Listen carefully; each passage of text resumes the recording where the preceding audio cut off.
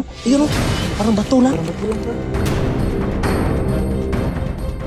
Kumuplas na sila. Kumuplat, so parang ano lang, hindi mo talaga mamalayan.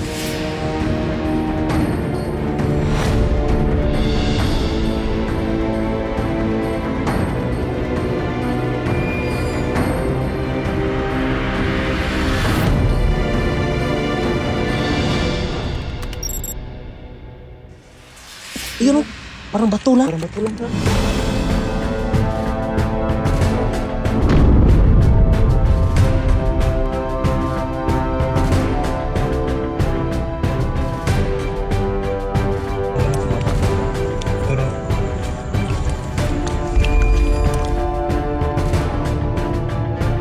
Sige, gilid-gilid. Tingnan mo yung gilid.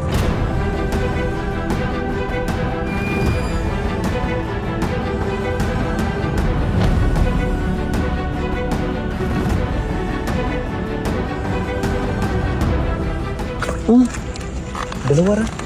Anak ko ra. anak yan ah.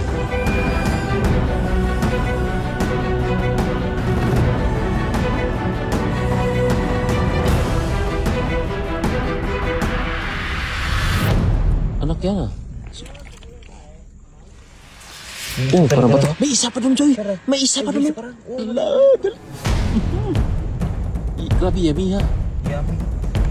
Oh, Lumisip mo muna.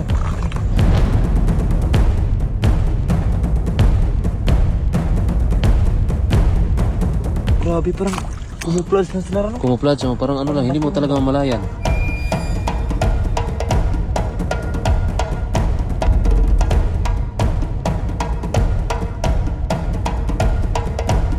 Nung bata pa po ako ay sanay na po kumanghuli ng mga octopus. Mas madali siyang hulihin at nandyan lang sa mga tabi-tabing dagat. Lalo na pag mag-low tide, nagkakumuplat siya. Para siyang kamukha ng bato. Kung ano yung kulay ng bato, ganun din siya.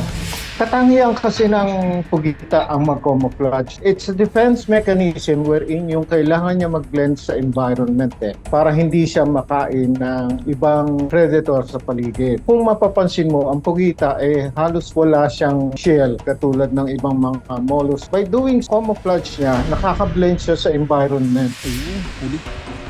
Huli. Sarap yan mga irot mo. Ayun, huli. Huli. Huli ka. Ay, malaki yan rin. Malaki yan rin.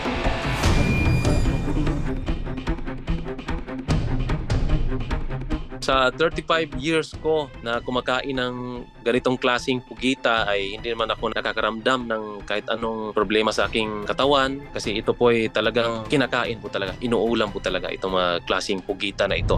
Oh, hindi mo talaga mamalayan na ano yan, nakakain pala. Alam na natin na kinakain yan from sinauna na. Meron mga available na nabibili sa market. Yung nakuha naman doon, safe naman sa nakakainin. Kailangan lang pag-ingatan is baka makuha mo yung tinatawag na blue ring octopus. Halos kasing liliit ng mga pugitang hinuhuli. Pagkakaibahan lang is marami siyang blue na ring na kulay.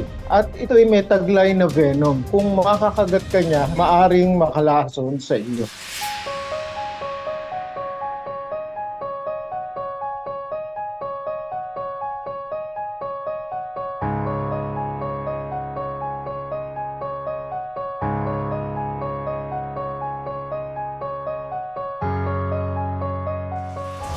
Ayun oh, parang bato lang. Oh.